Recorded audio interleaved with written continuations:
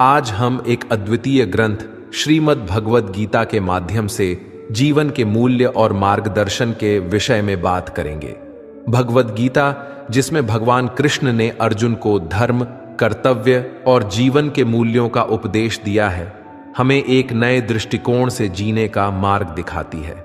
इस ग्रंथ से हम सीखते हैं कि जीवन की हर परिस्थिति को कैसे स्वीकार करें और आगे बढ़ें।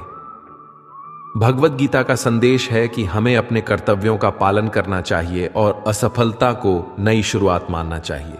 इस ग्रंथ से हम जीवन में साहस और संतुलन का मूल्य समझते हैं, जो हमें सफल और सुखी जीवन की दिशा में आगे बढ़ने में मदद करता है। आज हम आपको भगवान श्री कृष्ण की बड़ी ही अद्भुत कहानी सुनाने जा रहे हैं। एक बार भगवान श्री कृष्ण पृथ्वी लोक पर भ्रमण के लिए निकले तो उन्होंने एक युवक को देखा। वह ईश्वर को दोष देता जा रहा था। वह अपने जीवन से निराश था, दुखी था। तब भगवान श्री कृष्ण बौद्ध भिक्षु का रूप धारण करके उस युवक को असली दुख के बारे में ज्ञान देते हैं। तो चलिए इस कहानी के माध्यम से समझते हैं कि असली दुख क्या होता है। अगर आप यह कथा सुन रहे हैं तो पूरा सुनिए। इस कथा को आधा अधूरा छोड़कर जाने की गलती मत करिएगा, क्योंकि इस पवित्र कथा को पूरा सुनने से मनचाहे फल की प्राप्ति होगी। इसलिए इस कथा को पूरा सुने, और अगर आप सच्चे कृष्ण भक्त हैं तो कान्हा का अनादर ना करें। सुख और दुख एक ही सिक्के के दो पहलू है। यह बात तो आपने सुनी ही होगी।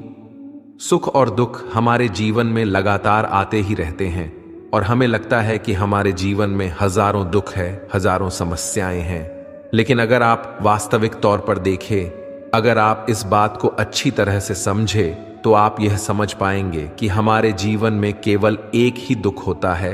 और वो दुख क्या है, वो हम इस कथा के माध्यम से जानेंगे। और उस दुख का निवारण, उस दुख का समाधान क्या है, वो भी हम इस कथा में ही जानेंगे। तो इस कथा के अंत तक जरूर बने रहिए। एक समय की बात है, एक गांव में एक व्यक्ति रहता था। उसका नाम सोनू था। वह बड़ा आलसी था और अपने जीवन से बहुत निराश था। और उसका कारण यह था कि उसने अब तक अपने जीवन में कुछ भी हासिल नहीं किया था। वह कुछ भी नहीं करता था। उसके घर वाले भी इस बात से बहुत परेशान रहते थे। वे चाहते थे कि वो बाहर जाकर कुछ अच्छा काम करे, कोई अच्छी नौकरी कर ले, लेकिन वह उनकी एक नहीं सुनता था। उसके घर वाले दूसरों का उदाहरण देकर उसे ताने मारते थे, उसे तरह तरह की बातें कहते थे, लेकिन उसे कोई फर्क नहीं पड़ता था। जबकि उसके सारे मित्र कामयाब हो चुके थे। कोई अच्छा व्यापार कर रहा था तो कोई अच्छी नौकरी कर रहा था, जिस कारण जब भी वे लोग मिलते तो वे लोग बढ़ चढ़कर अपनी बढ़ाई किया करते, लेकिन सोनू कुछ नहीं किया करता था। जिस कारण जब भी कोई उससे पूछता कि तुम क्या कर रहे हो, तो वह कुछ नहीं कह पाता। उसे यह कहने में बहुत शर्म महसूस होती थी कि वह कुछ नहीं करता। वह हमेशा सबसे केवल एक ही बात कहता था कि मैं कोशिश कर रहा हूं, लेकिन उसकी कोशिशों का कोई भी फल किसी को नजर नहीं आ रहा था। देखते ही देखते अब ऐसा समय आ चुका था कि सोनू सभी से मुंह छुपाता फिरता, ताकि कोई उससे यह ना पूछ ले कि तुम क्या करते हो, जिस कारण वह कभी किसी के सामने भी नहीं आता था। धीरे धीरे उसका मन दुखी होने लगा था। वह बहुत निराश रहने लगा था। उसे अब ऐसा प्रतीत होता था मानो वह इस धरती पर बोझ है, जिस कारण वह अपने आप को बहुत अकेला महसूस करता, बहुत तन्हा महसूस करता। एक दिन तो उसके मन में यह भी विचार उत्पन्न होने लगे कि मेरे हाथों में कुछ नहीं है तो मैं क्या कर सकता हूं। अकेले बैठकर वह रोता रहा और भगवान को दोष देता रहता। एक दिन छुपता छुपाता वह घर से निकलकर कहीं जा रहा था। तभी उसने रास्ते में देखा कि एक बौद्ध भिक्षु लोगों को प्रवचन दे रहे हैं और प्रवचन में वह दुख की बातें कर रहे हैं। सोनू कुछ देर के लिए अपना मुंह छुपाकर वहीं पर खड़ा हो गया, ताकि उसे कोई देख न ले, और चुपचाप वो उन बौद्ध भिक्षु की बातें सुन रहा था। बौद्ध भिक्षु सभी को प्रवचन में कह रहे थे कि दुख हमारा सबसे बड़ा साथी है। हमें दुख अपने जीवन के बारे में समझाता है और हमें सही से जीने का तरीका बताता है। यह हमारे गुरु की तरह है, जिससे हमें सीखना चाहिए। आप चाहे तो अपने जीवन में अपने दुखों को अपना गुरु बना सकते हैं और उससे सीख सकते हैं, या फिर आप चाहे तो अपने दुखों पर बैठकर रो सकते हैं, लेकिन इससे आपको कोई लाभ नहीं मिलेगा, बल्कि आप दिन ब दिन और कमजोर होते जाएंगे, निराश होते जाएंगे। सोनू छुप छुप कर उन बौद्ध भिक्षु की ये सारी बातें सुन रहा था। जैसे ही उपदेश खत्म हुआ, वह उन बौद्ध भिक्षु के पास पहुंचा। उन्हें प्रणाम करके वह कहता है, हे महात्मा, अभी आप कुछ देर पहले दुख को गुरु बता रहे थे। आप कह रहे थे कि दुखों से हमें सीखना चाहिए, हमें उन्हें अपना गुरु बनाना चाहिए। लेकिन मैं भी तो अपने दुखों से परेशान हूं, अपने जीवन से परेशान हूं।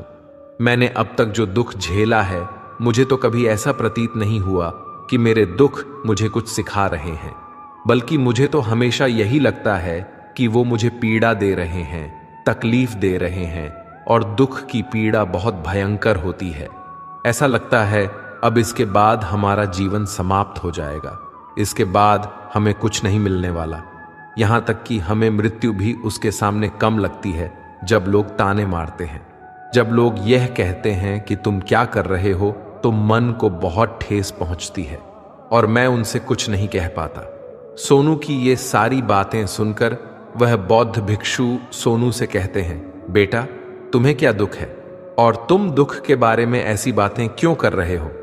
सोनू ने अपने ऊपर बीती हुई सारी बातें उन बौद्ध भिक्षु को बता दी और कहने लगा, हे महात्मा, क्या आपके पास मेरे दुख का कोई समाधान है? सोनू की यह बात सुनकर वो बौद्ध भिक्षु मुस्कुराने लगे और सोनू से कहते हैं, बेटा, जब तुम्हारे जीवन में कोई असली दुख आए तब तुम मेरे पास आना, मैं उसका समाधान तुम्हें अवश्य बताऊंगा। उन बौद्ध भिक्षु की ये बात सुनकर सोनू थोड़ा सा अचरज में पड़ गया। उसे यह समझ नहीं आ रहा था कि क्या उसने अब तक जो दुख झेला है वह असली दुख नहीं है। उसने जो अब तक पीड़ाएं सही हैं, जो ताने सहे हैं, जो तकलीफें उठाई हैं, क्या वह असली दुख नहीं है? आगे वह मन ही मन खुद से कहता है कि जब मुझे मेरे अपने ही नहीं समझ पाए तो ये बौद्ध भिक्षु मुझे क्या समझेंगे। इतना सोचकर वह वहां से चला गया। सभी लोगों के ताने सुन सुनकर सोनू बहुत थक चुका था, बहुत निराश हो चुका था, जिस कारण उसने निर्णय लिया कि वह अब कुछ करके दिखाएगा। उसने अपने पिता से थोड़ा सा धन लिया और उस धन से उसने एक व्यापार शुरू किया। उसके पिता बहुत खुश थे कि कम से कम मेरा बेटा कुछ करने का प्रयास तो कर रहा है, लेकिन उसे व्यापार में कोई सफलता नहीं मिल रही थी, जिस कारण वो बहुत ही हताश हो चुका था। उसे यह समझ नहीं आ रहा था कि वह क्या करे, किस तरह से अपने व्यापार को आगे बढ़ाए। तभी उसके पिता ने उससे कहा, बेटा, कोई बात नहीं, इसी तरह से प्रयास करते रहो, आज नहीं तो कल सफलता अवश्य मिलेगी। सोनू ने अपने पिता की बात मानी और अपने व्यापार में और भी कड़ी मेहनत करने लगा। धीरे धीरे उसे सफलता मिलने लगी और फिर उसने रफ्तार पकड़ ली। देखते ही देखे केवल 3 सालों के अंदर वह एक बहुत बड़ा व्यापारी बन गया। अब उसके पास धन दौलत की कोई कमी नहीं थी। लोग जो उसे पहले नापसंद किया करते थे, अब उसे पसंद करते थे, उसकी चिंता करते थे, उसके कार्यों की सराहना करते थे। उसके माता पिता भी अब अपने बेटे से बहुत खुश थे और उसकी सफलता से अत्यंत प्रसन्न थे। धीरे धीरे सोनू के मित्रों की संख्या लगातार बढ़ती जा रही थी। सोनू के कुछ मित्रों ने उसे यह भी सलाह दी कि उसे अपना व्यापार और तेजी से बढ़ाना चाहिए, उसे और फैलाना चाहिए। जब तुम आज केवल इस नगर के सबसे बड़े व्यापारी हो, तब तुम इतना खुश हो, तुम्हारे साथ ये सारे लोग हैं। वहीं पर तुम सोचो कि जब तुम इस राज्य के सबसे बड़े व्यापारी बन जाओगे, तब तुम्हारे यहां पर लोगों की भीड़ लग जाएगी। लोग तुमसे मिलने के लिए समय मांगेंगे, यहां तक कि इस राज्य का राजा भी तुमसे मिलना चाहेगा, तुम्हारी तारीफ करेगा, और यदि कभी ऐसी जरूरत आ पड़ी तो वह तुमसे धन भी उधार लेने के लिए अवश्य आएगा। सोनू को अपने दोस्तों की यह बात बहुत पसंद आई।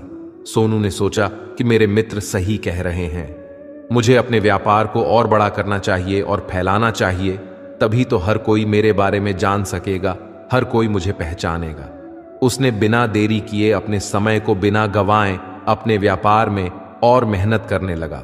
लेकिन अब की बार उसके मन में धैर्य नहीं था, जिस कारण उसने कुछ अनुचित कदम उठाए ताकि उसका व्यापार जल्दी से जल्दी और बड़ा हो जाए। उसने कई लोगों से अधिक मात्रा में धन उधार ले लिया, जिससे उसके ऊपर अब काफी आरण हो चुका था। और इतना ही नहीं, वो यहां तक नहीं रुका, उसने अधिक से अधिक मुनाफा कमाने के चक्कर में अपने माल की गुणवत्ता को भी खराब कर दिया, जिससे अब उसके माल में वह बात नहीं रह गई थी जो पहले हुआ करती थी।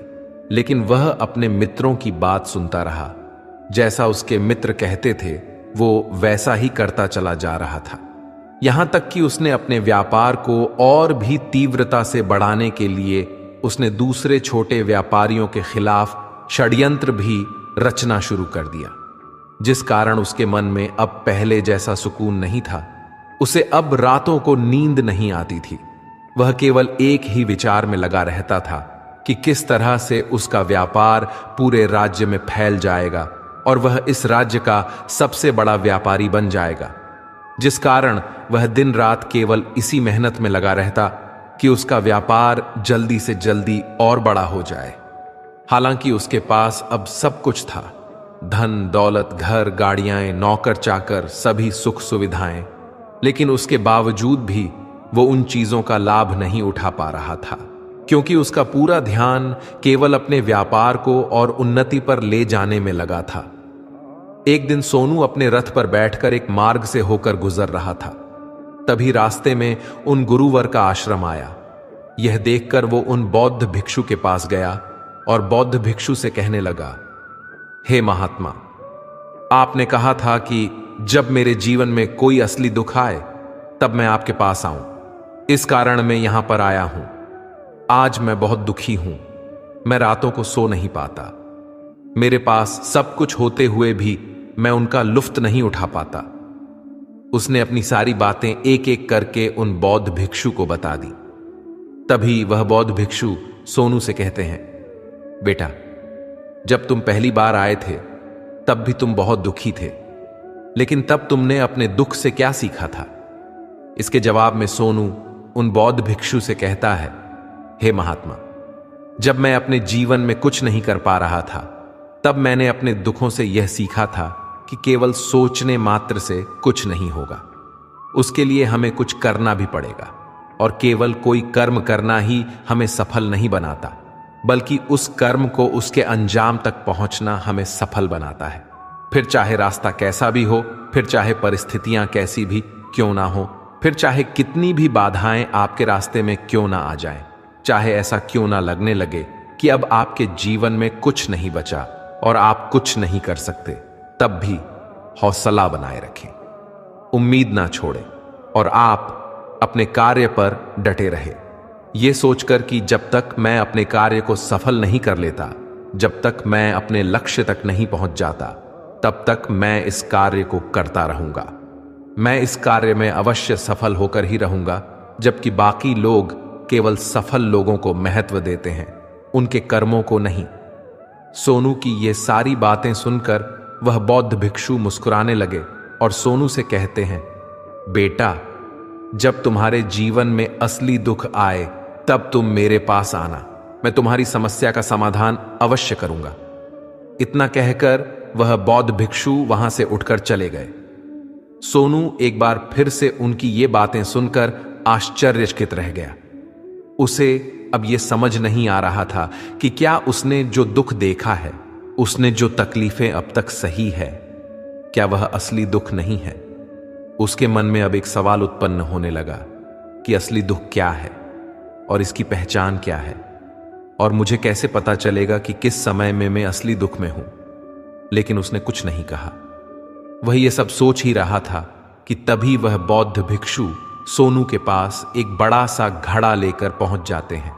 उस घड़े के अंदर सोने के सिक्के थे। उस घड़े को देते हुए वह बौद्ध भिक्षु सोनू से कहते हैं, बेटा, तुम इसे उस पेड़ के नीचे दबा दो, क्योंकि ये मेरे किसी काम का नहीं है। जब मुझे इसकी जरूरत पड़ेगी तब मैं वहां से खोदकर इसे निकाल लूंगा, लेकिन अभी के लिए इसे वहां पर मिट्टी के नीचे दबा दो।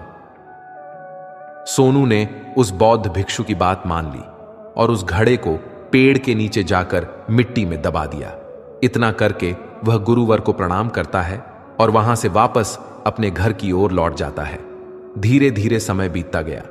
समय के साथ साथ सोनू व्यापार में और भी ज्यादा उन्नति कर चुका था, लेकिन माल की गुणवत्ता अच्छी न होने के कारण अब उसके व्यापार में घाटा होने लगा और धीरे धीरे ऐसा समय आया कि उसका व्यापार पूरी तरह से चौपट हो गया। अब उसके पास कुछ नहीं बचा था, बल्कि उसने जो कर्जे लिए थे वो कर्जे भी उसे चुकाने थे। लेकिन वह तो ये सोचकर निश्चिंत था कि उसने जो कुछ भी कर्जे लिए हैं वो कर्जे उसने अपने मित्रों से लिए हैं, जिस कारण वह उन्हें लौट आने में थोड़ी देर अवश्य कर सकता है। वह तो ये सोच रहा था कि उसके मित्र उसका बुरे समय पर साथ देंगे, लेकिन सबसे पहले उसके मित्र ही उससे अपना कर्ज वापस लौटाने की मांग करने लगे। तब सोनू को एहसास हुआ कि कोई भी अपना नहीं है।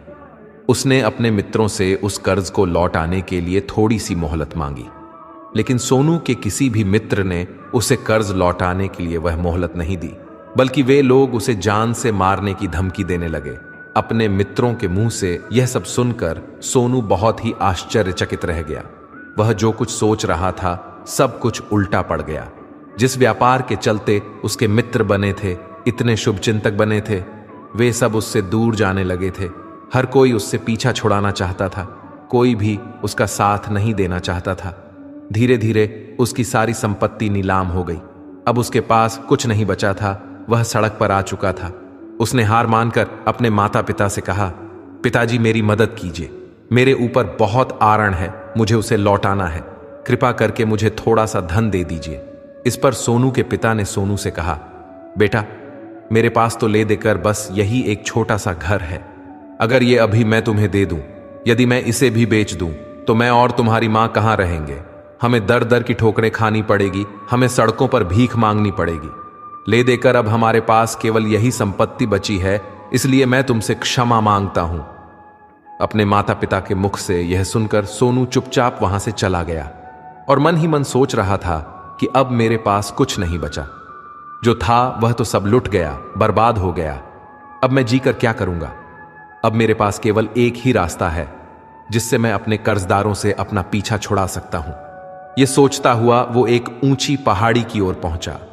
वह पहाड़ी पर चढ़ता ही जा रहा था कि तभी उसे याद आया कि उन बौद्ध भिक्षु ने कहा था कि जब तुम पर असली दुख आए तभी तुम मेरे पास आना, मैं तुम्हारी समस्या का समाधान अवश्य करूंगा। यह सोचकर सोनू के मन में एक बार फिर उम्मीद की एक लहर दौड़ पड़ी।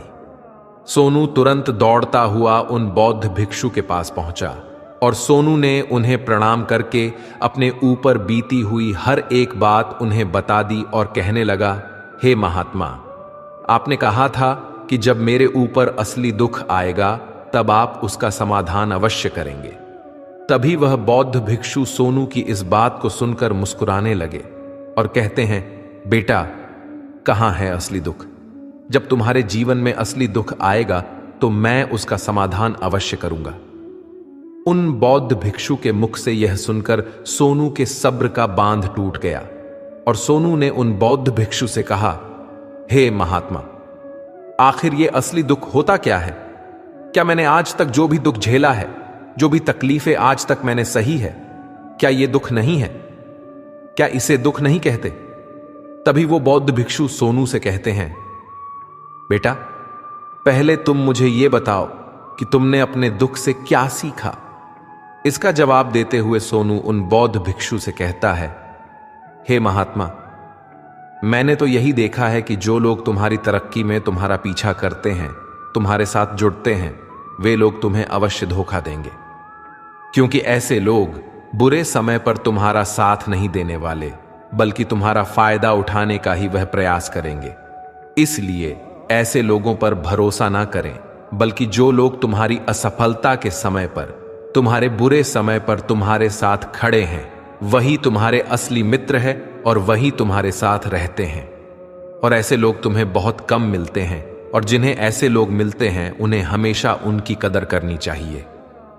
आगे सोनू उन बौद्ध भिक्षु से कहता है, कि जब तुम कोई कार्य कर रहे हो तो उसे पूरी ईमानदारी से करो, धैर्य रखो, लालच ना करो और अपने लक्ष्य तक पहुंचने के लिए किसी के लिए भी कोई षड्यंत्र ना रचो, क्योंकि ऐसा करने से तुम्हारे साथ ही बुरा होगा और तुम हमेशा नुकसान में रहोगे। सोनू की सारी बातें सुनकर बौद्ध भिक्षु उस पेड़ के पास पहुंचे। उन्होंने गड्ढा खोदा और वह घड़ा निकालकर सोनू के हाथ में थमा दिया, जिसमें सोने के सिक्के भरे हुए थे। वह घड़ा सोनू के हाथ में थमाते हुए उन बौद्ध भिक्षु ने कहा, लो इसे पकड़ो, और जब तुम्हारे जीवन में असली दुख आए तब तुम मेरे पास आना, मैं उसका समाधान अवश्य करूंगा। सोनू अब भी बड़ी अचरज में था। उसे यह समझ नहीं आ रहा था कि आखिर ये असली दुख है क्या, लेकिन उसने अपने हाथों में पड़े हुए उस घड़े को देखा जिसमें सोने के सिक्के थे, और यह देखकर उसे मन ही मन लगा कि चलो अब थोड़ी सी राहत अवश्य हो जाएगी। मैं अपने मित्रों का वो कर्ज लौटा सकता हूं और एक नया व्यापार भी फिर से आरंभ कर सकूंगा। उसने उन बौद्ध भिक्षु को प्रणाम किया, उनका धन्यवाद किया और वहां से चला गया। सोनू ने उन सोने के सिक्कों से सभी का कर्जा लौटा दिया और अपने लिए एक बार फिर से नया व्यापार शुरू किया।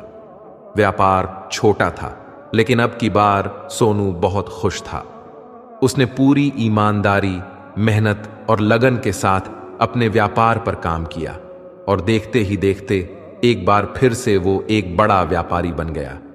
इस बार उसने कोई लालच नहीं किया और ना ही किसी के लिए कोई षड्यंत्र रचा, बल्कि पूरी ईमानदारी और मेहनत के साथ अपने व्यापार पर काम किया। लेकिन जैसे जैसे आप धनी होते जाते हैं, जैसे जैसे आप अमीर बनते जाते हैं, आपके मन में एक डर और उत्पन्न होने लगता है, और वो है अपनी दौलत को ना खो देना। जिस कारण लोग दान करना शुरू कर देते हैं, पुण्य करना शुरू कर देते हैं, लोगों की मदद करते हैं ताकि उनके जीवन में कभी कोई दुख ना आए। लेकिन यह जीवन सुख और दुख का संगम है, जिस कारण हर किसी को सुख और दुख से होकर गुजरना ही पड़ता है। इसी वजह से एक बार फिर से सोनू के जीवन में एक और दुख उत्पन्न हुआ। अब की बार उसके माता और पिता दोनों की मृत्यु हो गई।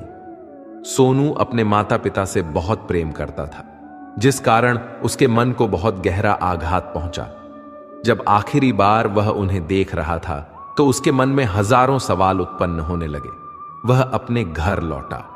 घर लौटकर उसने देखा कि जिस संपत्ति के लिए वे हमेशा लड़ते झगड़ते रहते थे, आज उसकी देखभाल के लिए कोई नहीं था। उसके माता पिता ने जो भी मेहनत की, जो भी अपने जीवन में इकट्ठा किया, सब यही रह गया।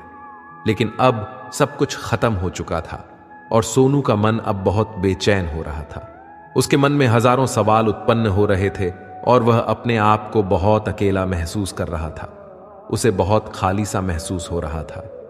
उसने इधर उधर देखा, लेकिन उसे कुछ समझ नहीं आया। तभी उसे उन बौद्ध भिक्षु की याद आई। फिर वो तुरंत ही उन बौद्ध भिक्षु के पास पहुंचा। उसे देखते ही उन बौद्ध भिक्षु ने सोनू से सवाल किया, क्या बात है बेटा, क्या कोई फिर से दुख आन पड़ा? तभी सोनू ने कहा, नहीं गुरुदेव, अब तो सब ठीक है, लेकिन आज मेरे माता पिता की मृत्यु हो गई और मैं बहुत अकेला महसूस कर रहा हूं। मैं बहुत दुखी महसूस कर रहा हूं, जैसे कुछ खाली सा है, जैसे कुछ अकेलापन सा है। तभी वो बौद्ध भिक्षु सोनू से कहते हैं, बेटा, इसमें दुखी होने वाली बात क्या है? ये तो जीवन है, एक दिन तो सभी को जाना है। यहां पर कोई भी रहने नहीं आया और ना ही कोई रहेगा। हम सब एक ना एक दिन मृत्यु को प्राप्त हो ही जाएंगे, और मृत्यु कब आएगी ये किसी को नहीं पता। हो सकता है कि तुम्हारी मृत्यु कल ही हो जाए या फिर आज और अभी। ये सुनकर सोनू आश्चर्यचकित रह गया। उसने उन बौद्ध भिक्षु से कहा, हे महाराज, आप ये क्या कह रहे हैं? मैं तो अभी जवान हूं और मुझे तो अभी अपनी पूरी उम्र जीना है।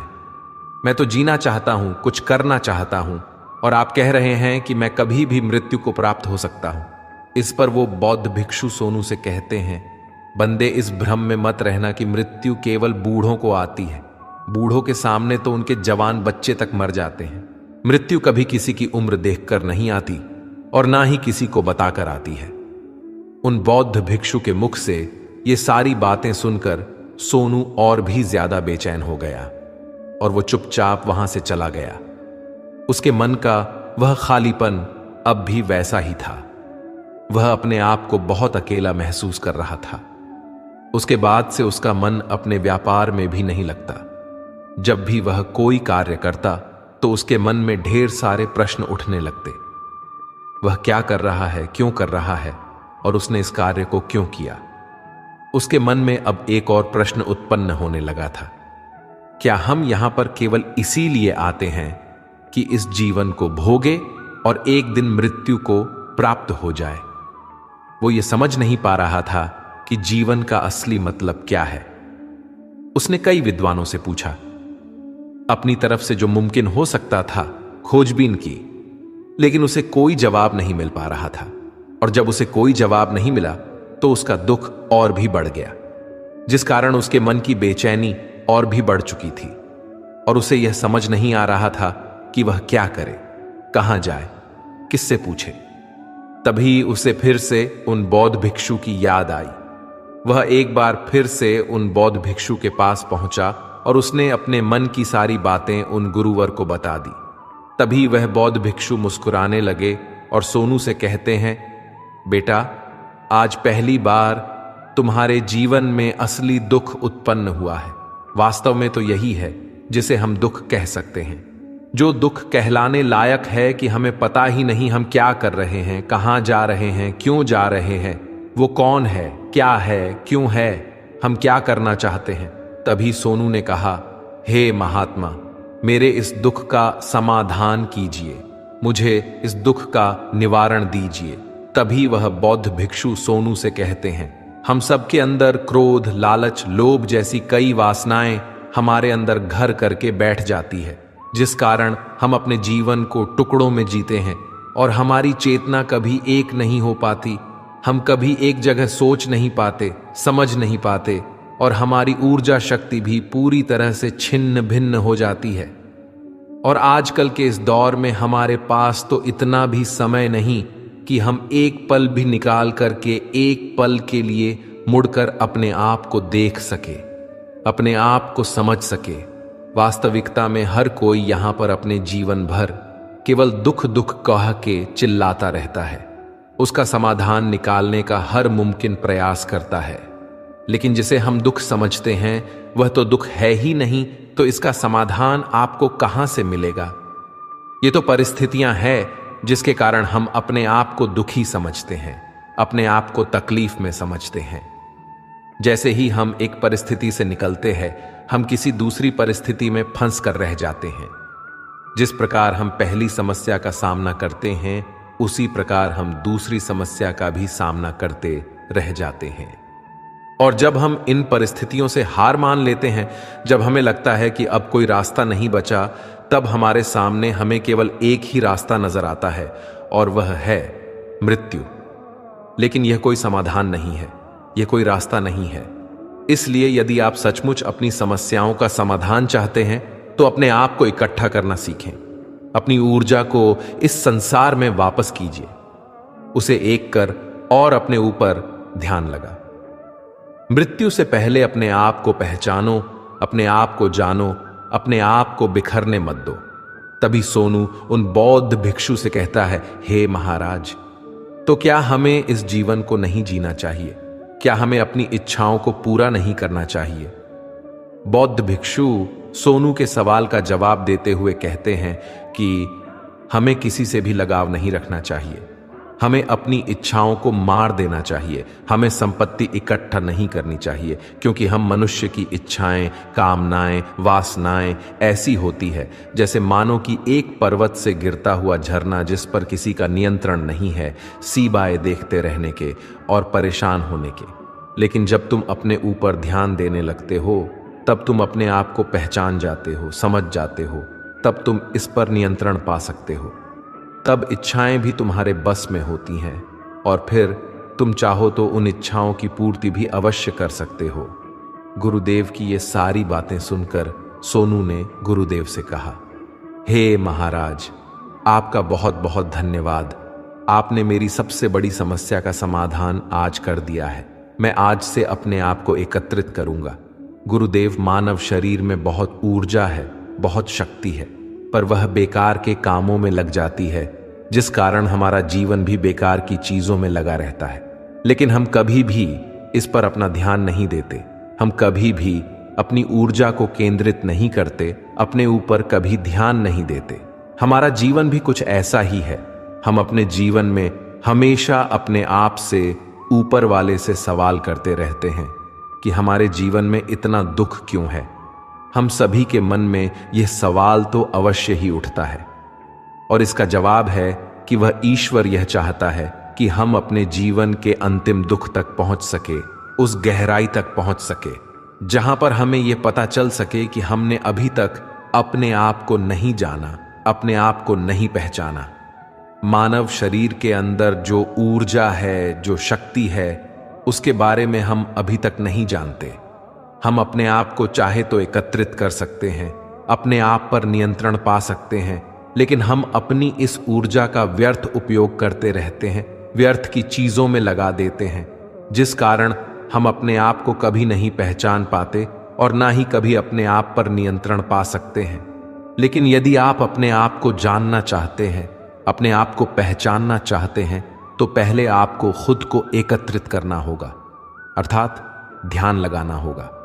ध्यान से ही आप अपने दुखों की, उन समस्याओं का समाधान निकाल सकते हैं, और तभी आप अपने आप को पहचान सकते हैं, जान सकते हैं और अपने जीवन के हर दुखों का समाधान भी कर सकते हैं। मित्रों, इस वीडियो में बस इतना ही। उम्मीद है आपको यह वीडियो अच्छी लगी होगी। अगर आप इस अनमोल ग्रंथ से जुड़े रहना चाहते हैं तो हमारे चैनल को सब्सक्राइब करें और बेल आइकन दबाएं, ताकि आप हमारी नई वीडियोस को मिस न करें। मिलते हैं अगले वीडियो में, तब तक के लिए अपना ख्याल रखिएगा। धन्यवाद। जय श्री कृष्ण।